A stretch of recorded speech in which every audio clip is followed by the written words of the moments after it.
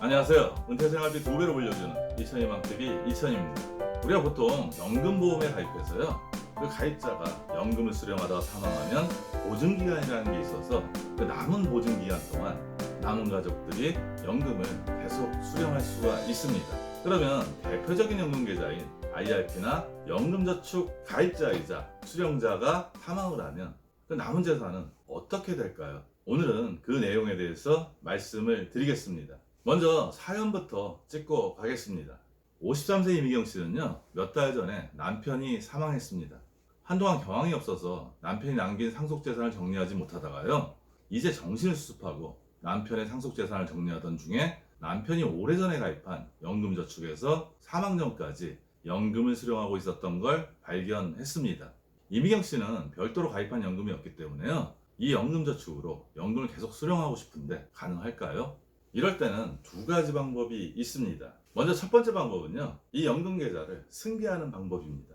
이때는 다른 가족들은 안 되고 배우자만 승계가 가능합니다. 가입자가 사망한 날이 속한 달 기준으로 해서요, 6개월 이내에 신청을 해야 되고요, 사망한 배우자가 연금저축에 가입해서 연금을 수령하던 그 금융회사에 연금 승계를 신청해야 합니다.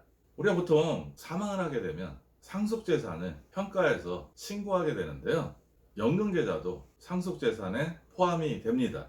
따라서 상속개시일 기준으로 해서 세전평가액을 기준으로 상속재산에 평가돼서 상속세를 낼 게 있으면 내야 합니다. 연금 승계를 받았다고 해서 배우자가 바로 연금을 수령할 수 있는 건 아니고요, 배우자 연령으로 만 55세 이상일 때 연금 수령이 가능합니다. 이럴 때 적용되는 세금도 궁금해지는데요, 일단 우리가 IRP 계좌나 연금저축 계좌에는 퇴직급여나 아니면 세액공제 받은 금액, 운용수익이 껴 있을 수가 있습니다.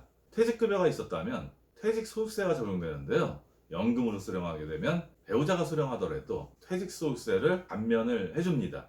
세액공제 받은 금액과 운용수익은요, 연금소득세를 납부하게 되는데 연령별로 5.5%에서 3.3%의 세금을 납부하면 됩니다. 두 번째 방법은 연금계좌를 해지한 후에 상속재산에 포함시켜서 상속인들끼리 자산을 분배하는 방법입니다. 아까 연금계좌 승계할 때는 배우자만 승계가 가능했는데요, 연금계좌를 해지해서 상속재산에 포함해서 나눌 때는 배우자만이 아니라 자녀들도 함께 상속을 받을 수가 있습니다. 아까 연금 승계일 때는 세전평가액이 상속재산 신고에 들어가게 되는데요, 연금계좌를 해지하면 세후평가액이 상속재산에 포함됩니다. 세전과 세후의 의미는 아무래도 세후평가액이 세전평가액보다 조금 덜 잡히게 되므로 상속세를 조금이라도 아낄 수가 있습니다. 보통 우리가 IRP 계좌나 연금저축 계좌를 중도에 해지하면요, 일단 퇴직소득세 감면도 없고요, 세액공제 받은 금액과 운용수익에 대해서는 16.5%의 기타 소득세를 추징받게 되는데요, 이렇게 가입자가 연금을 수령하다 사망하면 특수한 경우이기 때문에 퇴직소득세도 감면해주고 16.5%의 기타 소득세가 아니라 저율의 연금소득세를 부과를 합니다.